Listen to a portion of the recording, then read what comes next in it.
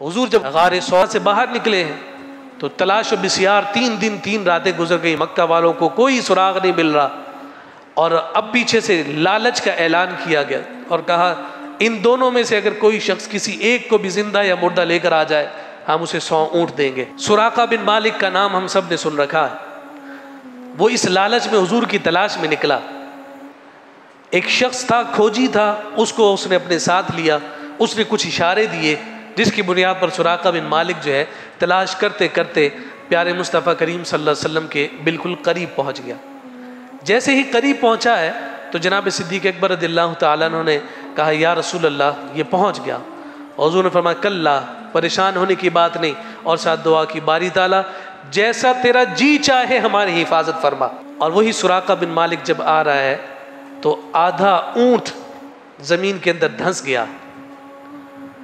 اس نے معافی مانگی، حضور علیہ السلام نے معاف فرمایا۔ دوبارہ 100 اونٹ کا لالچ آیا، دوبارہ پکڑنے کے لیے آگے بڑھا، پھر دھنس گیا۔ جب حضور علیہ السلام کی اس دعا پر اس کا گھوڑا دھنسا ہے تو وہ جان گیا کہ اب بچنے کا کوئی اور سہارا اور آسرا نہیں، اور ظاہر سی بات ہے کہ عرب کا باشندہ تھا، وہی جانتا تھا کہ یہ ہستی اب کوئی معمولی ہستی نہیں ہے کہ جس کے ساتھ اب کوئی میں زبردستی کر سکتا ہوں، اور وہی جان گیا کہ جیسے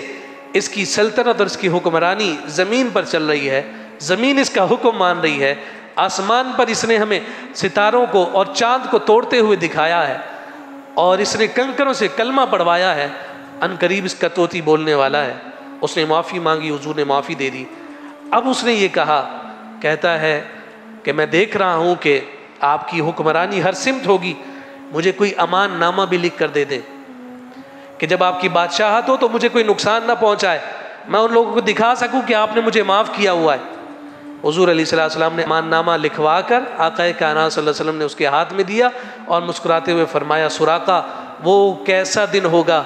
جب کسریٰ کے کنگن تیرے ہاتھوں میں ہوں گے۔ وہ پریشان کہ میں عرب کا بدو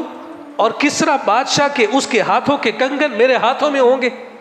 بہرحال بات آئی گئی ہو گئی، یہ حضور علیہ السلام کی خدمت میں مدینہ المنورہ حاضر ہوا۔ اب اس وقت چونکہ سیکیورٹی کا معاملہ ہو چکا تھا، حضور کے ارد گرد صحابہ رہا کرتے تھے، ہر شخص کو حضور کے پاس نہیں آنے دیا کرتے تھے، پہلے اچھے طریقے سے اس کی چھان پٹک کرتے پھر آنے کی اجازت دیتے۔ اب ایسے ہی گھیرا لگا ہوا تھا، اور سراقہ بن مالک جب آئے تو وہ حضور کے قریب نہیں آنے دیتے۔ اس نے وہی امان نامہ نکال کر اس طرح سے ہلایا اور حضور کی جانب اشارہ کرتا ہے یا رسول اللہ یہ امان نامہ آپ نے مجھے دیا تھا، میں آ گیا ہوں۔ تو حضور نے فرمایا کہ ہاں اسے آنے دو، اور وہ آیا، حضور کے گھٹنوں کے ساتھ اس نے اپنے گھٹنے لگائے، دار اسلام میں داخل ہو گیا۔ اور پھر یہ جناب عمر فاروق رضی اللہ تعالی عنہ کا دور خلافت ہے، کسریٰ فتح ہوا، جناب عمر فاروق رضی اللہ تعالی عنہ کی خدمت میں سراقہ پہنچے، امان نامہ دکھایا اور کہا کہ میرے رسول نے یہ کہا تھا کہ میرے ہاتھ میں کسریٰ کے کنگن ہوں۔ اور عمر فاروق رضی اللہ تعالیٰ عنہ نے وہ کنگن اٹھا کر ہاتھ میں ڈالے اور ہاتھ ہلا کر دکھایا، کہا دیکھو لوگو دیکھو میرے رسول کی بات سچی کیسے ہوتی۔ اور پھر وہ کنگن اتروا کر انہوں نے اسے توڑوا کر